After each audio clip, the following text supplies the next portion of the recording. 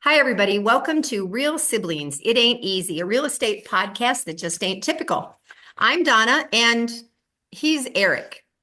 Eric isn't with us tonight. We are the Real Siblings, and there's been one or two other times where we were not both available for this. My brother Eric is kind of sick right now. He's in the hospital. So I have asked two others to join us. And you know that our goal is to communicate, educate, connect, and entertain you. And I have my entertaining sons here, so I'm sure it will be interesting slash amusing. I don't know. Anyway, the topics do vary. And part of the reason that I've asked these guys tonight to join is because they both live in Denver and they live an entirely different style of life. So, Adam, you're in my top. Say hi. Hi. Hi, I'm Adam, Way to go. the And middle child. Yeah. middle child. And I'm Caleb. I'm her youngest. And for those of you that listen regularly, you know that I do the video and then Eric takes the audio and converts it to the podcast where you can listen to us on Spotify or YouTube or wherever. And both of these two sons have been involved in some of the production of that over time. Adam does a little bit of music. And Caleb, I think you read something, right? I think so. He recorded something. So what we're going to talk about tonight, Caleb and his wife just went through a new home purchase. That was a little bit of a nightmare. And Caleb, before we get into the details, why don't you tell the listeners a little bit about the fact that you already owned a home and just what the process was intended to be? Yeah, I bought a house with my wife a few years ago in 2020. We're first-time home buyers. We bought a townhome that shared a wall with another house. It didn't really have a backyard. It didn't have a basement. But we were excited to be kind of doing it. And it was in the lull coming out of COVID where the interest rates were at like 3%. And we both work in education. It was kind of our budget. And this time we realized we needed to upgrade for a couple reasons. We wanted a neighborhood where my wife could kind of go for runs more. I play guitar, so sharing a wall with other people is not the best. Wanting a basement for that is better. So we were moving to a bigger house that was a single family home, and it was supposed to be kind of just a gentle upgrade. Interest rates are a lot more, et Yeah. cetera. It was all hard. So I want to interject here for the listeners. So, yes, you were doing it when interest rates were lower, but it was also a super competitive time to buy. So people were paying extra. And at that point, you were bidding up and you were agreeing to pay more than the appraised value so that you could get a place, right? Which we did, and we had to make an offer on a house like the same day. It Right, had gone on the market the day before. We made the offer the next day, kind of thing. right. So Caleb and Jessica have been in a suburb that, okay, for me driving from Tucson, it's a tiny bit closer than where they have just moved to. They've moved a little bit further north. Adam, on the other hand, rents. And Adam lives, I'm going to say in the city. And this is you guys, a Tucsonan talking, yeah, in my air quotes, Downtown, In right? the center, downtown. the But dead center. but but I don't even know if that's the case. So Adam, tell the listeners a little bit about where you live and how you live and why you choose to live where you live. So I live in a neighborhood called Capitol Hill, which is walking distance from downtown and potentially, but really maybe a 10-minute drive to downtown. Um, the way I look at the map, I think of it as being dead center of Denver, but truthfully, downtown is probably the center technically. Um, I agree with you though. when considering all the when considering all the suburbs and whatnot, I'm a little bit east of downtown. And I rent and I like walkability and the amenities that come with a major city. I like being close to those at this point in my life. So that's why I rent and live in the middle of town. And that includes for you buses and trains, right? Like not just, Yes and no. There's okay, the bus system is close by, but Denver is still very much a car city. okay. And even though there's a train system and a bus system, they're not so convenient that people take them unless they have to. I think of the light rail a thing that people use to go to football and baseball games Sure. because there's bad parking for the stadiums. Yeah. So it's like straight lines from the airport to places, Ah, not really anything Yeah. else. I take the train to and from Union Station to the airport Right. almost every time I fly. oh, that's Uh, interesting. and Okay. it's about a 30-minute train ride, 35 minutes maybe. But better than driving and parking and leaving the car there and stuff. For me, yeah, I'm single. I live alone, as you all know, as you both know. Well, not Just everybody knows that, but we know surprise. Yeah, that. no. Yeah. I decided to let you know here. I got married yesterday. No, but I just like cities. I used to live in Brooklyn and You lived in Chicago? yeah, in Chicago, and I like the walkability and the feeling of major cities and being able to walk. Yep. That said, I don't walk to places in my neighborhood that often. I have a coffee shop that I walk to. I have a grocery store because usually if I'm going to one of those walkable places, I'm going further right afterward. Yeah. So Yeah. even though my local coffee shop is 2 blocks away, I'm usually driving from there to work or another part of town Yeah. Yeah. as soon as I You, leave. you could walk though, I right? could walk. I And want I to know that I could, and then I'm not going to. Yeah. I want the right. option. And I work at a brewery with 2 locations, and both locations it's 10 minutes and 15 minutes away. But sometimes you have to go to driving. both of them. So it's not necessarily convenient if you're running between them to have walked or ridden. To have walked exactly when when I was doing the AGM position at work, I would Yeah. have to go back and forth more often, and Yeah. that is you need a car for that. Yeah. Um, So for the listeners also, because both of these guys graduated from high school in Tucson, and then Adam lived in Phoenix for a while. mhm. And the cost of living in Tucson is substantially less than the cost of living in Denver. And without telling people how much you pay for things, Adam and we just had a conversation yesterday about rent and would it go up and what your lease is more the summer, right? But you're in a building, I don't even know what they call these. There's like, you're in a basement apartment, but then there's is there four above you? I'm the seventh unit out of seven, Okay, and okay, it's honestly more like a Victorian house that's been converted. right. Even I live in the garden level apartment, aka basement, so I have windows that you can see outside. Um, but I don't have a ton of natural light, and that's one of the only things I don't like about my apartment. And I the also ones up have above you have like balconies and stuff out front, right? yeah, they have balconies, and we all share a porch, a laundry room, and Okay. there are parking spaces in back. However, I'm the only one without a parking space. But as rent in Denver goes, you have a pretty decent I rent. have a really good deal. Within an hour ago, I was talking to somebody who pays more than I do for 600 square feet less. Wow. And Wow. the average in the neighborhood, from what I've paid attention to since living, I've been here about 2 years, maybe a little under, a little over. I can't Oh, remember. that's right. Yeah. Okay. The average in the neighborhood is it's more like 1,300 a month for 500 or 600 square feet Wow. in this neighborhood. And how big is yours? 900 square feet. Okay. Okay. And I pay less than average for more square footage, so that's why I'm here. That's why you're there. Yeah. And I get along well with my neighbors, and so luckily, so that's all good. That's nice.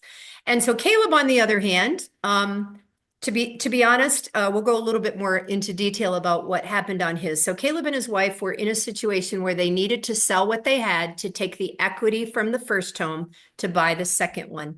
And for those of you that listen to this, if you don't know, that's a contingency.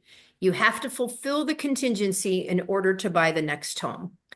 And they were supposed to close on their sale on the 20th of December. And then they were in the car coming to Tucson for Christmas. And Caleb, tell folks a little bit more about what happened without going crazy mad. We were supposed to move. We were planning on a certain thing. The person purchasing our house, I'm going to call her Stacy. That's not her name. Stacy was buying our house, and Stacy was ending her apartment contract at the end of December. So she was trying to buy our house quickly. We had just about a month to find another house and sell. It's 5 weeks, I think. So we found a house. We were trying to be accommodating. My wife wanted to move a lot. We talk about, Adam, where your rent is worth it for some of the things you wish you had instead, where you make a Yes. trade-off. Yeah. My wife wanted to live suburbs a lot more than me. I'm a lot farther from work now. I did my first drive to work yesterday. We had snow and it was 50 minutes. It's like, that's bad. Mhm. But it's the trade-off for her, because it's her as well. She has to work that distance, is the home that comes with it. Because she's a homebody, or because I'm a homebody, we'd rather have our house be nice and make the effort otherwise. Versus Adam, I think you live out more than we do. So having buy makes a difference. Anyways, we found a house we liked. We were very excited by it. And we were supposed to close, and we knew we work in education. We had a week and a half off. So we were going to go to Tucson, come back, and move, but close right before we left. The person buying our house had, through a series of events, continuously failed to complete their paperwork, basically. Their lender didn't follow up to make sure they would be approved for a loan without someone else on the loan. They added that person didn't qualify. They added another person who was doing something called rapid credit repair, which he had to pay off some credit cards to move up his credit score. Correct. And this was a co-signer for her. I assume that happened, and I assume the banks made money off it. Someone had to pay to adjust their credit quickly. And then they didn't have other papers. They didn't get the proper documentation from State Farm proving insurance. And it was the holidays. And they kept saying, we'll have it done on the 20th, and then they didn't. We'll have it done on the 24th. They didn't. And then it was the holidays. We'll have it done by the 31st. So we were trying to sell by the 31st because for a lot of people, the end of the business year is a good time to have the sales finish so we were trying to get this all done, and she was going to be out of her apartment on January 1st. She had no place to live. And on the other end, we're trying to get into a house that is expecting us to pay them. So they have to be accommodating for every adjustment we're making. We signed amends after amends, or addendum, whatever. Yeah, addendum amendment. Yeah. To change the closing date. I'll put it this lightly. This was all incredibly frustrating. We were angry. We were crying. Yeah. And then the last little part of this, on December 31st, we were told we're closing. We went to the signing to sell our house at 9:30. We signed our paperwork. And while we were there, we were told that the buyer, Stacy, hadn't signed the paperwork yet and wasn't scheduled to do so. They were trying to figure it out. At noon, so we were working on a dream here. Their realtor was not communicating with ours. We were supposed to sign at 12:30 to buy the next house, which needs the money from the first house. We showed up at 12:30. Wow. Our realtor got there and said they didn't do it. They didn't get it done. The money's not going to be available for 3 more days because of reasons. Some bureaucracy and frankly, some incompetency, in my opinion, from other people. And we had to go back to the new house and say, hey, can you wait 3 more days? Luckily, the people selling this house were very, very cool to us. But it was about 2.5 weeks of, we weren't going to be homeless. I know. Won't they? Yeah. Really, really stressful process. And we had already spent a bunch of money. When you're buying a house, it's not just the house. It's thousands of dollars for assessments and approval that we would just be out of the money if this failed. So I want to interject here, Caleb. So as mom and realtor, Eric and I talk all the time about how we're part of an extensive network and we can refer agents around the country. So the agent that represented Caleb and his wife is a friend of mine. She helped them buy their first house. I tried really hard to not get involved, and I kind of told Caleb and Jessica that it'll be fine. You'll get through all this and you'll forget it happened. But it went on and on and on. And ultimately I did get involved, and their agent, Karen, her real name, God bless her, and I were communicating every day. And the reason I want to bring this up is because in this business, communication is key. If you don't let the other agent or the lender or the title company, or if you're in a state with an attorney, if people don't know what's happening, it's awful. And that's what was happening, right, Caleb? I said to my wife yesterday that if we had known on December 20th that it wasn't going to happen until January 3rd, and they just said, we need 2 weeks to make this happen, but it will happen. Here are the steps we're going to follow through on. It would have felt different. Right. Yeah. Their realtor wasn't communicating with ours. We were having to talk to their lender. I was talking to their lender. And, Yeah, and it he was like, bad who are you? communication from the realtor to ours, who was not responding. Yep. Yep. So Communication made all the difference on how it emotionally felt. Right. We ended up at the house and we're very lucky and happy. And it's a hard industry, I understand. But Yeah. so part of this Instead of sad. for everybody listening, part of this for me is the idea that their lender and the agent on the home that they were buying, totally on top of things. The lender representing the buyer on theirs and the agent, not so much. I don't usually have to get super involved with the other person's lender. And we were dealing with time zone differences. So They for were all in a of you different state. who haven't bought a home yet, once things are generally approved, then it goes to underwriting. And Where the were they moving underwriters, from? Where were they Pardon? moving from? The underwriter was in Michigan. that the underwriter was in Michigan, and that was part of the problem, Adam. So it'd be 2 p.m. or 3 p.m, and it's 5 o'clock in Michigan. And their And work day oh, by was the way, done. it's Christmas Eve or whatever. You know, I Yeah. act like the holidays don't matter. And Yeah, they had New Year's off, they had Christmas off, and they don't do weekends in Yeah. an industry where weekends really work for me. yeah. So Yeah. I'm gonna go out here and I'm gonna say the name of the lender because the lender is used by a lot of people. And a friend of mine said, tell him. So the company was United Wholesale Mortgage, who does a lot of lending, you guys. And they do it on a national basis. What are you laughing at? Adam acting like he knows. Oh, no, that God. I didn't see that. I was being so serious. So I ended up calling back to the underwriter.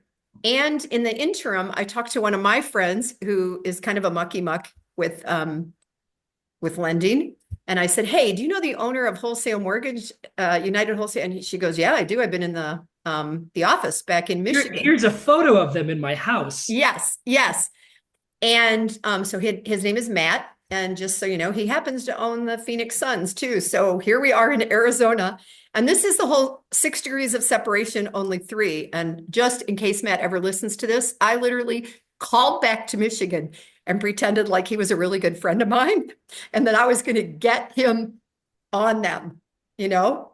Wow. But here's what it comes down to at the end, you guys. After all is said and done, then there's something called TRID. There's a rule about 3 days where the title company and the lenders have to balance the dollars.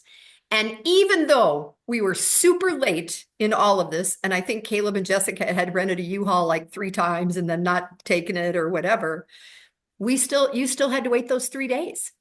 And you ended up closing on the 2nd of January, the third.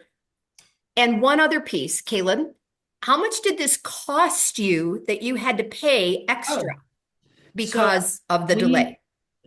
Because of how taxes work, we had to spend an extra $1,000 on closing costs out of pocket instead of having that money in our pocket to buy new furniture because it was a new tax year. I'm not going to pretend to understand that. We also work in education and had holidays and then had to take off work instead and therefore used up our paid comp time. So it cost you the $1,000 extra. Yeah, several $1,000s extra. I mean, Yeah, that's no joke. Yeah. Okay, so we've talked a lot about what just transpired with Caleb. And my point in all of this for listeners is to make sure that you have communicative agents, that you trust who you're working with, that you know what's happening on the other side of the deal. Now I want to go back and I want to ask Adam something, because whenever I'm there and I see both of you guys, Adam doesn't want to be in the burbs at all, right? So Adam, how far of a drive now? In my life. How far of a drive will it be to get to Caleb and Jessica's now from where they moved? I think maybe just a few minutes longer. It's It was probably 25 to 30, I think. so it was about 20 before. Mhm. Okay. And so they moved a little bit further north and further west. The different, sorry, east. The difference is, west from my old house, but east from the highway that you'll be taking. Yes, yeah. The difference But is it's my still old house was primarily- right off the highway. What's that? The old house was right off the highway, and Yeah. this is a couple miles of surface streets, which just slows down everything. Yeah. Okay. Where my time frame to the highway is about the same. Okay. But will you go a distance-wise- different route? You'll be doing like maybe, I don't know, never mind. I can't pretend I know the Denver roads. Yeah. I'll take that one instead of this one. Okay, 25 thank you. north and get off at the Cracker Barrel and go east. That really is the directions? Yeah, dude, totally accident. that Oh we my really close gosh. to Cracker Barrel. That's They're so also- on brand. They're building a Cracker Barrel at the Quebec exit near my old house, like a mile and a half from my old place. From my the old wife's house. like, they're doing it now. So you're going to move in for the fine dining options. Yeah. I mean, Yeah, Caleb and Jessica have a little bit of an attachment to Cracker No, Barrel, no, and I'm not lumped in there. oh, Jeez. I hadn't been to a Cracker Barrel for the last 20 years before my lovely wife entered my life. Beige foods can be delicious. Yeah. Mm. yeah. All kinds of browns and yellows. Yeah, for the So, that's their brand. Yeah. you guys, I wanna, since we have time, I wanna ask a little bit about the why of Denver. So, Caleb, Adam, you were living in Phoenix when Caleb and Jessica first were up there, correct? Yep. Okay. And you were tired of the heat of Phoenix. I don't think you disliked Phoenix. You disliked 110 degrees, right? Medium? Okay. Because there's Yeah. not as I much, didn't love Phoenix as a city either. okay. Different Because phases of not life as are- much downtown because you like the feel of like, So the way I think about it is that old Western cities build out instead of up. that's Yeah. true. And the things that I like culturally come from cities that build up. Oh, that's funny. There's more I play music, so there's more connection in the music scene when people are physically close to each other. Mm, Where Phoenix is so spread out that even though it's, I think, the seventh or eighth largest city in the country, yeah. it feels much smaller. And you don't go to all these different neighborhoods because they also don't have great public transit. So even when I lived in Phoenix, I only went to 3 neighborhoods on average. Yep. And of course, that's a choice on me, but the art, the music, the restaurants, and the bars that I worked in and where my friends lived were not all the way across town. And that's Yeah. probably more than most people go to one neighborhood Because regularly. I go out a lot. Yeah. So, That's true. I'm going to stay with Aunt Janice and Uncle Steve next week. I'm going to a meeting up there and they're in Chandler. So they're in Yeah. a suburb, but my meeting's in Scottsdale. So at least I'll already be in Yeah. Chandler, right? I don't have to drive from Tucson that morning. yeah. But that you guys both liked cooler weather. You both don't mind some snow, right? Correct. Cost of living definitely higher. It freaked me out when I found out what Caleb and Jessica were going to pay for a mortgage. And I actually called their lender and said, are you sure they can do this? But, We're nervous also. Denver, although being much smaller than Phoenix, feels culturally larger. interesting. And there are more neighborhoods here that I will go visit than in Phoenix. Okay. In Phoenix, the joke we always said was there's vape shops and strip malls in every direction, especially when you there live are a lot of strip malls. You're right. and the way Phoenix builds, I'm not attracted to the track homes and all Where like they all look alike. yeah, that to me is unappealing. And I like seeing grass, blue and green grass and trees in my day-to-day Which is you how know, we grew up in Ohio. getting around. We grew up Yeah. with, the signs season. of life. There's also just like social parts of it. Denver's a pretty, like, for us, liberal city that likes certain types of art and certain types of music. It's a hub for bands coming through, which is an interesting thing. Yeah. It's a music scene that anybody touring the country kind of stops here because there's not a lot in Not all Chicago. at like Red Rocks, right? Not all the great big play. That's why you guys have seen so many shows, right? Well, the history though of Red Rocks and the Beatniks and like the Grateful Dead are huge here. Mhm. So it's had a rich history for music for a really long time.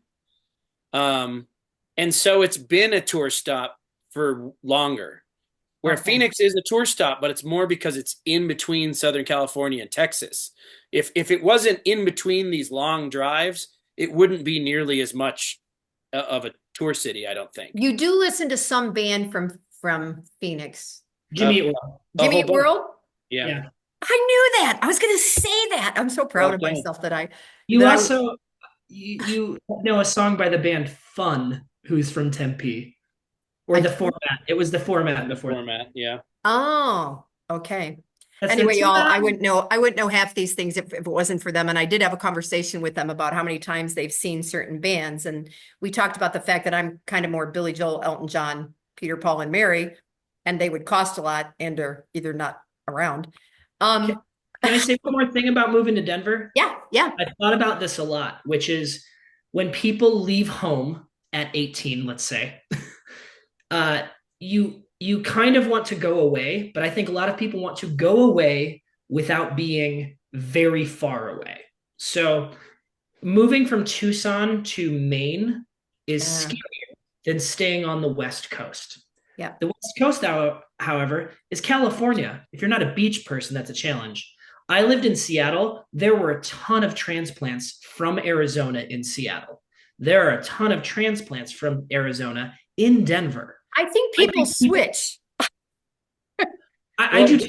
I think I'm away, but I can drive to Tucson. It's a long day, but I can do it. Versus Yeah. if I moved to Florida or Michigan or New York, which Adam did New York, it's not a drive anymore. It's a road trip for days. Yeah. Or And so I think there's something mentally easy about staying on your coast.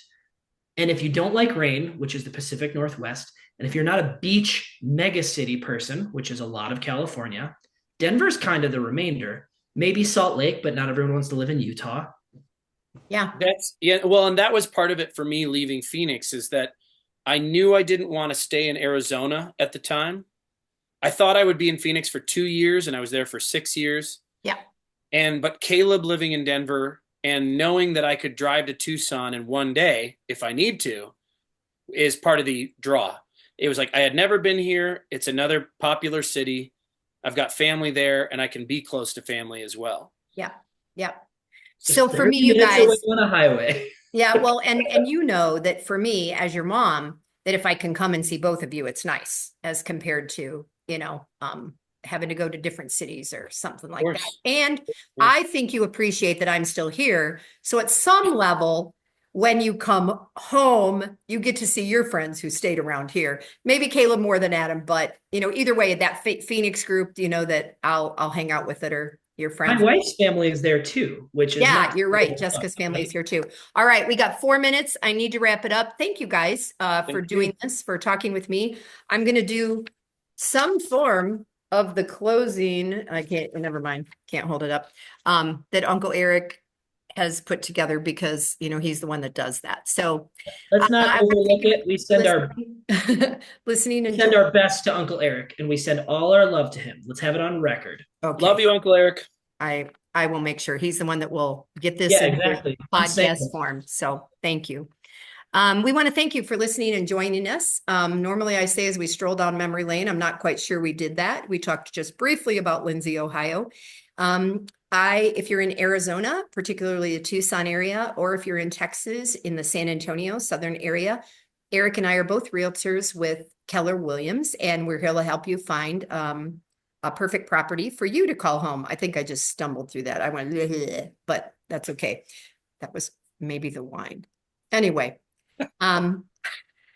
reminder that we do have an extensive network across the United States and across the world. So if you're looking for a realtor, just like I helped Caleb find a realtor in Denver, we can help you with that, where you're coming and going. And we would like to connect you if you're interested. So a reminder that it may be simple, but it ain't always easy. And until next time, I'm Donna I'm Adam. I'm Caleb. and he's Eric. And we are, let's see, Eric and I are real siblings, and you guys are. Real Yeah. family. Brothers. Yeah, yeah. Way to end it, you guys. Thanks. Do it.